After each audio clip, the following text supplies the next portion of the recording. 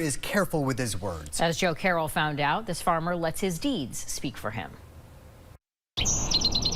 Every day is open house at Larry Gebo's home in Ferrisburg. For over 50 years, friends gather together for a cup of coffee 7 days a week and a conversation. Yeah, we kind of reminisce about the old days. we always did a lot of hunting together and stuff. Larry, I've always, is an observer. you learn a lot more by listening than you do by talking. Today, though, it's time for the retired farmer to talk about his world for the last 85 years. This is all Ferrisburg. Larry owns 200 acres of it. Actually, I started farming when I was about 6, so I've seen a lot of changes. When his dad contracted polio, it was up to the young Larry Right here. to help with the milking done by hand. Nobody's going to remember that. And a handshake was your word. I was just a kid.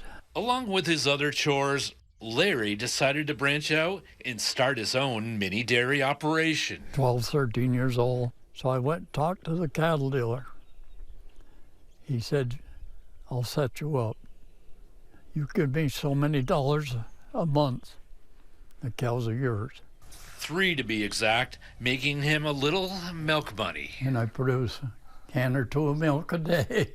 Inside the home where the guys meet, there's a sign. Home is where your story begins. Yeah, that's the old house. Unfortunately, where it ended when an accidental fire in the 80s destroyed the farmhouse. We salvaged that. You can see where it burned. He and his late wife, Elise, rebuilt higher up on the hill to oversee their land. If you stayed here all day, I'll guarantee you'll see over 100 different birds. The cows are long gone. Yeah, we can take a look inside the barn. But the memories remain. Spent a lot of hours in here. But egg isn't completely gone. Beef cattle now dot the landscape. I love it. I love to work. Back at the kitchen table, a parting story from Kieran Kilbride, who became part of the family. Kind of a troubled kid.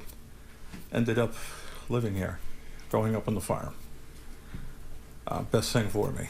Kept me off the streets, out of trouble. I'm probably who I am because of growing up here. I've always helped people as much as I ever could. Been some hard times and some good times. For a man of few words, I wouldn't trade it for anything. he speaks volumes.